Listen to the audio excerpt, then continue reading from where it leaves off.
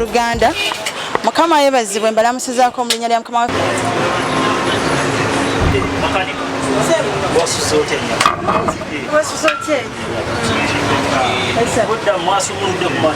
twasumuludde dda lwatukyagikebera tulabe wa wali obuzibu Maze wagambe ina buzibu ki? Ina buzibu wakulaki obo ogenda osumulula mu kasi bitebe. Anti yonna njagala ndabe nti waliwo obuzibu bujja ng'ate oluvannyuma lwaki kimaze. Gwayambadde bw'ati onankaniki. Nze ekyenyamba yange tekifaako. Oba olosi yekanika aba muntu. Omanyi bamakanika mbatya? Nze yakunkwasiza yaŋŋambye oli mulokole naye nalokola. Yinza okugira nti olunaava okuba nakuteeka kontrakiti k'abantu. Njagala emmotoka eno era diisi ziweresa akubinga ewa. Munange teweeraliikirira omulimu gwongenda gukola bulungi nga bw'ogwagala n'okusingawo ojja kuleeta n'abalala. Nokuonaona linnya lya bulokole kuba yakumpadde yaŋŋambye nti oli bwekiri kati kaŋŋenda. Kalise essimu yo baagimpadde ojja kukubira wanaabaawo kyetagisa.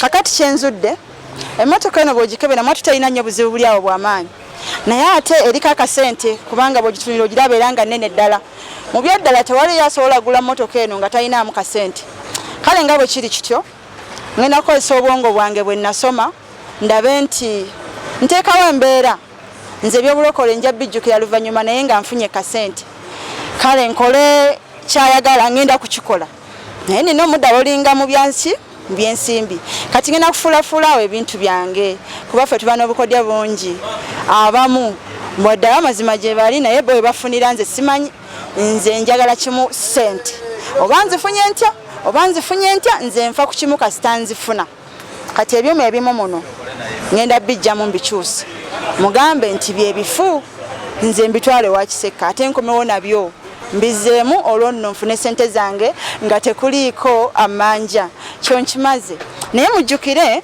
nti mulokole gwe bw'oba nga walokoka kugenda mu ggulu nga tewalokoka koma ku nsi guno omulimu gw'omakanika gusobola okulemesa okugenda mu ggulu singa ogukoleramu ensobi twawule ebyomuwendo ku bitali bya muwendo tubeere bamazima era tubeere basigwa ku lwabo abatwesize n'otulaga nti baalokoka kyekibesizza okujja gye tuli balokole bannaabwe tukole ebitwaza mu ggulu so si ebitulesa ku nsi lwaki walibadde okozesa obukujjukujju okubba oba okunyaga omuntu olw'okuba ng'oyagala bingi ebyamangu ebintu tubikolerere tuleme kufuna bifune bikoze ebifune obufune tebibeera bya buwangazi naye kyokoleredde Mukama akiwa omukisa era n'akinyweza n'akikuuma nga bwe nabagambye nti magoba ki omuntu gaafuna mu mulimu gwonna gwakola wano wansi w'enjuba Musuubuzi chapter 1 verse 3 wagambye nti magoba ki omuntu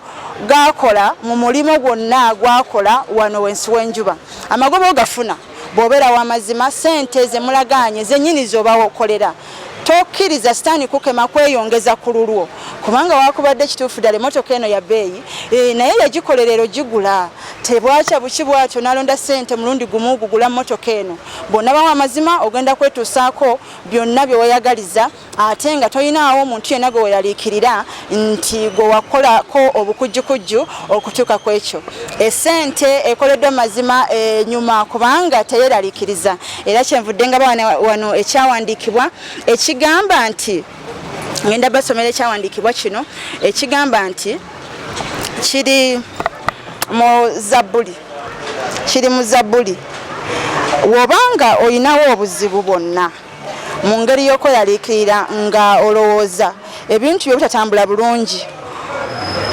birimu omuntu yenna akuli emabega ng'olowooza kyekikulemesa ggwe okugenda mu maaso kubanga bakasitoma olwawo okubafuna bajja lumu na lumu ddala awo nno nekikuleetera okulowooza nti yenna anajja oyo gw'ogenda okufuliramu bali bonna abadde babuze wano mu Zabbuli 34 wagamba nti omunaku ono yakoowoola Mukama n'amuwulira n'amulokola mu nnaku ze z'ennaku omunaku ono yakowoola Mukama n'amuwulira n'amulokola mu nnaku ze zonna ez'ennaku.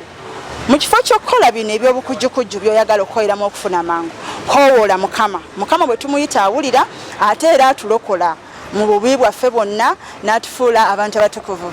Bwe tunaagoberera ebyawandiikibwa bya Bayibuli, buli omu kikakatako okubeera ne Bayibuli, obeeko ekyawandiikibwa nga kimu ky'oyimiriramu ng'ekyokulwanyisa kyo, buli mbeera egenda kuseetezebwa kubanga Mukama yennyini yaseeteza ebifo ebitali bisende, bakasitoma bajja kujja nga bw'obaagala ate mu budde bwawo bwennyini obutuufu, naye nga tokumpanyizza kubanga ekyo kigenda kuviirako okusibwa eggulu ng'ate obadde mulokole yakkiriza n'omutima gwo n'oyatula n'olulimi lwo okufuulirawo Yesu Kristo okubeera obulokozi bwo. Munyenye yakaya kuzukusa eye yake Yesu lyekkubo n'amazima n'obulamu.